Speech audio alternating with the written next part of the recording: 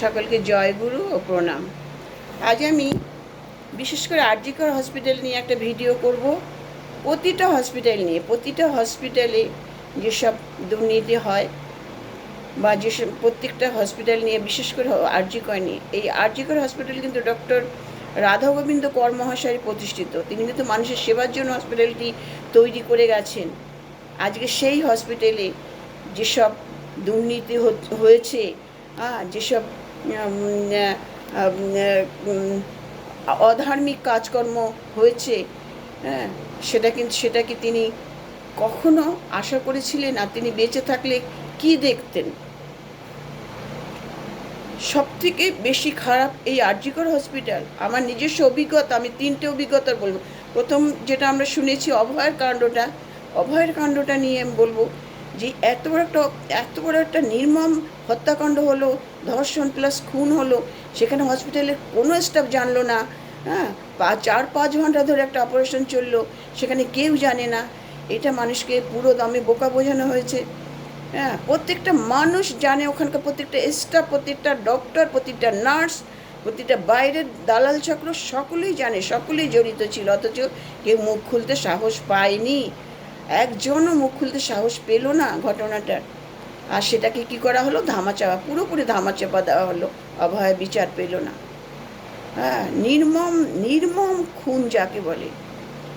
আর আমার 3বার এই আর.জি. কর, আমার 3টে অভিজ্ঞতার কথা বলবো। আমি নিজে আমার হঠাৎ এমার্জেন্সি, আমার পেটে ব্যথা, আমার গল ব্লাডারের ইনফেকশন হয়েছে, আমার মেয়ের আমাকে নিয়ে গেল, সেখানে আমাকে ফেলে রেখে দিল এমার্জেন্সিতে, কোনো চিকিৎসা নেই, আমাকে ভ্রুক্ষেপে করলো না, করছে না। আমার মেয়ের 2 ঘন্টা হয়ে গেল।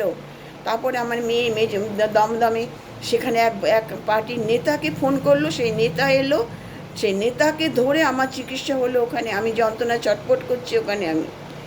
তারপরে আমাকে চিকিৎসা হলো, এমার্জেন্সি 2 ঘন্টা শুয়ে রেখে আমাকে চিকিৎসা করে তারপর আমাকে ছেড়ে দিল। বাড়ি ফিরতে আমাদের রাত 2টো বেজে গেল। আবার আরেকবার আমার পা ভেঙে পায়ে ক্রাক হয়ে গেল, পা ভেঙে গেল। আমার মেয়ের আমাকে নিয়ে গেল। হ্যাঁ, নিয়ে গিয়ে তখন অ্যাপেক্সে কোনো ডাক্তার পাইনি। তখন আমাকে সেই আমি যন্ত্রণায় ছটপট করছি, চিৎকার করছি। আমার মেয়ের আমাকে নিয়ে ট্যাক্সি করে নিয়ে আর.জি. করে নিয়ে গেল। সেখানে না একটা ট্রলি পেলো, না কোনো পেলো, এমার্জেন্সিতে নিয়ে গেল। তাদের কাঁধে ভর দিয়ে আমি ওই অবস্থায় হেঁটে হেঁটে গেলাম। আমাকে 2 ঘন্টা ফেলে রেখেছে, আমাকে ভ্রুক্ষেপে করলো না, কিচ্ছু করলো না। হ্যাঁ, তারপরে সেখান থেকে আমার মেয়েরা আবার সেখান থেকে ফিরিয়ে নিয়ে এসে 2 মেয়ের কাঁধে ভর দিয়ে আমি ট্যাক্সি পর্যন্ত এসে, ট্যাক্সি করে আমাকে জোড়ামন্দি সেই অ্যাপেক্সে তখন ডাক্তার এসে গেছে, 2টো বাজে তখন। সেই ডাক্তার আমাকে দেখলো, আমাকে ওই সঙ্গে সঙ্গে ইঞ্জেকশন ওষুধ করলো, আমাকে ব্যান্ডেজ করলো, তারপর আমাকে ছেড়ে দিল। এই যে অভিজ্ঞতা। আরও একটা অভিজ্ঞতার কথা বলবো। আজ থেকে 50 বছর আগের কথা। আমার মা তখন ভর্তি ছিল। আমার মা ছোটোবেলা, আমার তখন 10 বছর বয়স, আমার ভাই, ছোট্ট ভাই, 4 বছরের ভাই আমার।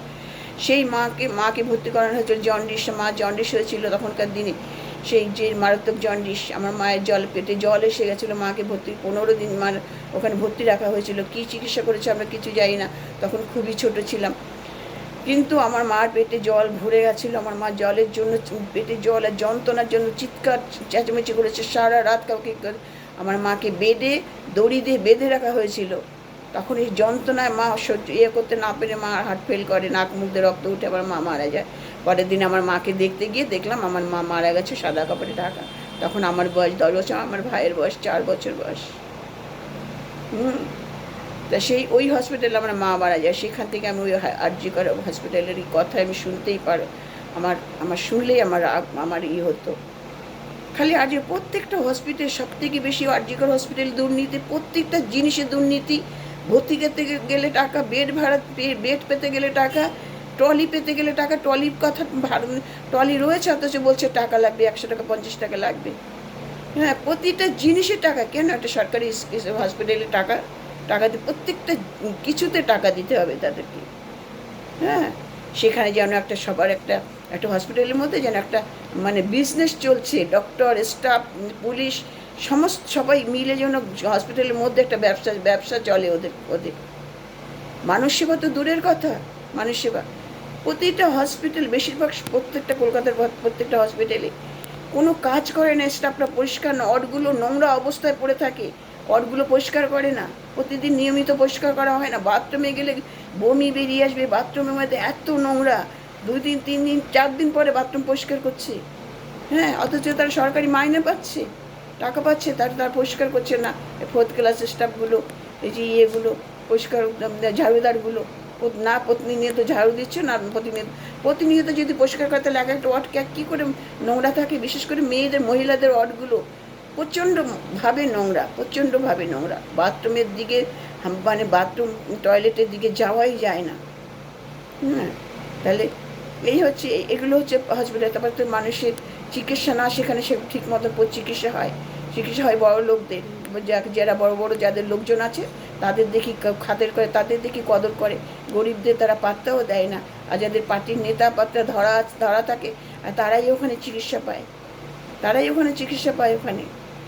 আর গরিব মানুষ যারা গ্রাম থেকে আসছে, গরিব মানুষ, তাদের সঠিকভাবে চিকিৎসা ওখানে হয় না, ওখানে তাদেরকে দেয় না তাদেরকে। আমার এগুলো আমি নিজে ভর্তি থেকে নিজে উপলব্ধি করেছি। আমি কোনো হসপিটালে সঠিকভাবে না, মানে সেবা, মানুষের সেবা হয় না। মানুষের সেবা হচ্ছে পরম ধর্ম, সে সেবা হসপিটালে হয় না সঠিকভাবে। হ্যাঁ, প্রত্যেকটা হসপিটাল এগুলো সঠিকভাবে ইনকোয়ারি হওয়া উচিত। এবং প্রত্যেকটা আমাদের ঠাকুর বলতেন, মানব সেবা হচ্ছে সবথেকে বড় ধর্ম, মানব সেবা হচ্ছে সবথেকে বড় ধর্ম। মানুষের সেবা, সেই সেবা কোথায় হচ্ছে? ঠাকুর বলতেন যে মানুষ আপন টাকা পর, যত পারিস মানুষ ধর। মানুষ, আর ঠাকুরের কাছে ছিল মানুষকে ভালোবাসা। একজন একজন অফিসার ঠাকুরের আশ্রমে গিয়ে ঠাকুর দর্শন করে ঠাকুরকে বলেছেন, ঠাকুর আপনার এত বড় বিপুল সাম্রাজ্যের মালিক আপনি, আপনার আয় কি? ঠাকুর তখন বলেছিলেন, আয় আমার মানুষ, আর ব্যয় আমার ভালোবাসা। আরও ঠাকুর বলেছিলেন যে একটা মানুষের বিনিময়ে আমি একটা সাম্রাজ্য ত্যাগ করতে পারি। শ্রী ঠাকুর অনুকূল চন্দ্রের কথা এটা। মানুষের সেবা, মানুষকে ভালোবাসা, এটাই ছিল তার ধর্ম। জয় গুরু। আমার আলোচনা ভালো লাগলে লাইক, শেয়ার ও কমেন্ট করুন।